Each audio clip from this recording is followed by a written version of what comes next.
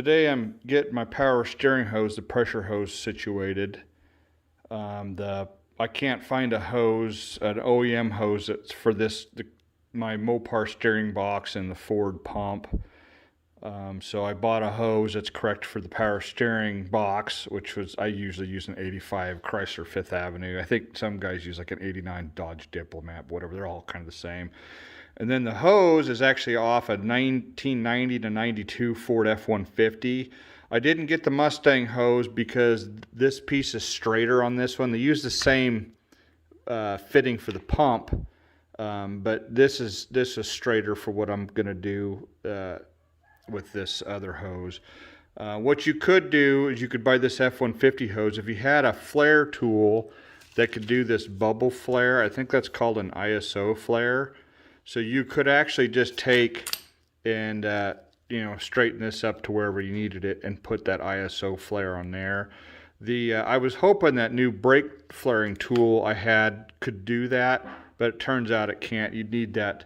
They sell a fancier hydraulic one for another $100 that can do fuel, bubble flares and things like that. So that's okay.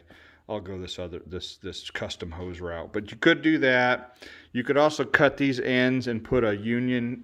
If you had a good flaring tool, you can put one of these union flares in it. So it's just be like doing a brake line, and that can handle several thousand psi.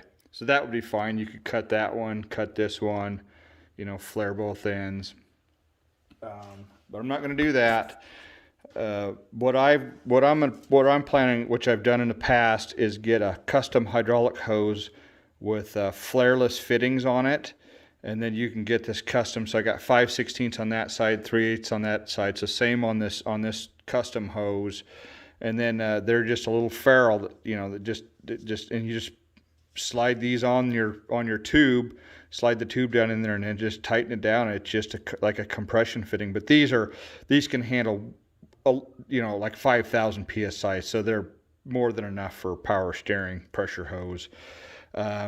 So this all together, you're probably getting up to $100. This hose was $45, and that's with shipping. I got that from Discount Hydraulic Hose, which I've ordered from before. They're a good company. You can order any hose, any length, whatever you want. I've ordered custom hoses from them several times. So this is a little bit longer. I've decided to go down and loop back up to the pump. You'll see that once I'm all done. It just gives me a little better flexibility and a little more room for air rather than just trying to go straight from the power steering box to the pump. If you don't get it just right, sometimes this hose doesn't want to bend quite right, and you'll kind of end up in a kind of a bind. So I figure it's easier to loop past and come back. So I'll show you that when I get there. A lot of local hydraulic places can make these hoses for you. I had a heck of a time the last time I needed one made when I put a 302 in a Jeep CJ7. The hydraulic shops wouldn't do it. They're like, no, we can't do that. And then ended up at a local auto parts store, and an old timer there, he's like, oh yeah, we used to build these. I think he said like for 80s Ford diesels or something. I can't remember, or something like that. He said that the factory ones weren't no good, or they couldn't get factory hoses, so they would just build their own. So they already had the tools there to do this, knew exactly what I needed, and it ended up costing $40-50 then, which is perfectly fair. I mean, these fittings are usually $10 a piece, and then however length the hose is, and then a little bit of labor and shipping if you got to ship it. So if you can get it for $50, you're doing good, I think. And these hoses are probably $20 a piece. I can't remember. They're pretty affordable. So that's the plan on this, and with this, it allows you to mismatch, but you've got to have a reasonable amount of straightness to the tubing that you're going to put in it. So I'm good on both of these. This is the steering box side, so I've got a little bit there. Should be plenty. This side's more than enough. This one you'd have problems with that one. You'd have to straighten that or find a better spot. But I'm not using that. That one's going away. So we'll give that a go, and that should be fine. And there's as far as this one, I've got a 5/16 fitting and then a 3/8 fitting. I can't remember which is which, but an MT-0605 and an MT-0606. Those are the two fittings I've got on the end of this custom hose, and then the hose is a 3/8 hose. So like I said, this is way overkill for power steering, but I think power steering's 1,000 psi or somewhere 800 psi, something like that. So you definitely want to have more than too little, that's for darn sure. But this is completely sufficient for that, I believe. So, and here's a quick shot of where we're going. So the old return line fit just fine actually off this Chrysler, although I'll probably replace that with the new one. I also want to put a cooler on it. I've got one off that F-150 chassis, or F1, whatever this cab come off of. There's a little, just a dupe tube to help cool the power steering fluid. So we're going from here to there. So the hose I got's got extra length. It'll go down and allow me to swoop back up to this fitting. You've got to have some slack, of course, because the engine moves. Everything kind of moves around, so you can't be tight. And when I was messing with those stock hoses, trying to work out length, just kind of going from here to there or whatever, kind of more of a direct shot, it just did not fit very well. Putting that hose into a bind and stuff, so that's why I decided to kind of go extra long and loop and come back. I've got plenty of room here, so that won't be an issue. And I think it'll just fit there a little better like that. Well, I got the new, this one's off that 91 or 90 to 92 Ford F-150, and it's just a hair bigger than 3/8. So I can't get these fittings to slide over it, and I don't want to grind it or sand it down, because if it's not a perfect circumference, that ain't going to work either. So that's a waste of a hose, unfortunately. But I did have a backup plan. I already ordered a replacement Teflon washer. So this is the Mustang fitting, which the way I'm doing it, it doesn't have a lot of straightness there at the end, but that's plenty to do what I need to do. And this is an actual 3/8, so that slides over that. It's binding up a little bit. Maybe I need to work on that. Must be a little burr in that. So that's what we're going to do now. But I will say I ran into another small issue, is the angle of this one. It kind of goes out over here. It would be better and will be better to have this tighter bend, and I don't have a tubing bender that'll fit 3/8. So we're going to go with this one. I put a new Teflon washer on there. I'm just waiting for it to relax back to its original shape. You kind of just stretch them out a little bit and then just kind of work them over your threads. There's a YouTube video that I found. You just basically kind of get it going on here and then work your thumb or your fingernail around there and just slowly work that Teflon O-ring down on there. So that's what we're going to do now. That sucks that I bought a hose, ruined it, and can't use it. Of course, I could take this and just have it milled a little bit, but I don't have a lathe, but I don't have one. So that's fine. If I got a friend that does, if we need to go back to that one, then I'll have it laid down to 3/8 and we can use that one. But hopefully we don't have to fuss with that. But that's weird. This isn't 3/8, so I don't know if that's a metric. It's just a hair bigger, and even these ferrules here for 3/8 won't slide over it. So I was not expecting that. But like I said, I got a backup. I got the factory Mustang hose, and it is 3/8, so we'll reuse that end. Not a big deal, but that's just what happens. Oh, and just to note, the O-rings that I bought, the power steering ones, are these at 82540. I don't know what the small one's for. There's two different sizes in there, so the bigger one of that one fit on here. And I could always pull this one off, I'm sure, and use it if I need to as well. At least get something out of that hose. Here's the power steering hose installed. Everything fit just perfect, I think. Hose could maybe be a little bit shorter, longer, I don't know. I think it's fine. Still gives plenty of clearance down here, and it's lots of room, so I think that'll be fine. Hopefully it don't leak, but we'll find out eventually. Well, unfortunately, I've already developed a leak on this used fitting that I got off the Mustang. It's leaking on the inside, which these have an O-ring from what I understand, or some kind of seal between the fitting and the tubing that's not serviceable.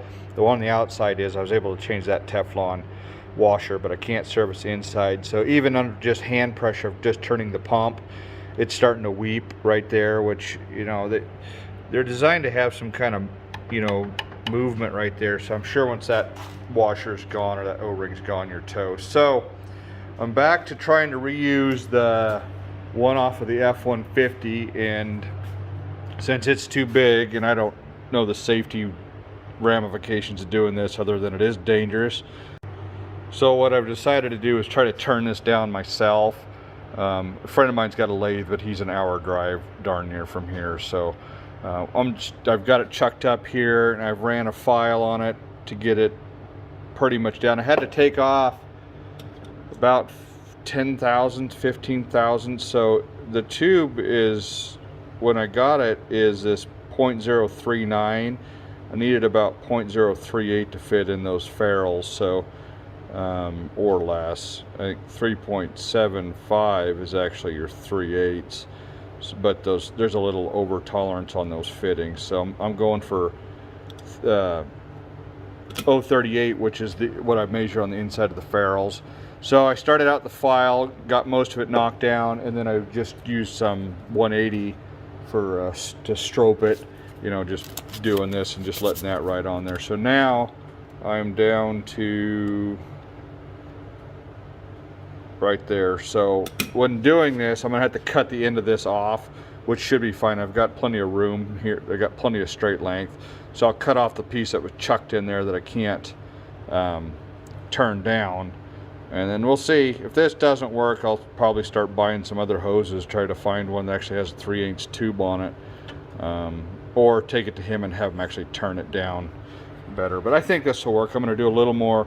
I think I'll put some 280 or whatever, 250 or something on that, whatever, the 200-ish, and sand it down a little bit more just to make sure the surface is nice and smooth, as if it were just factory tubing, and then we'll give it a try.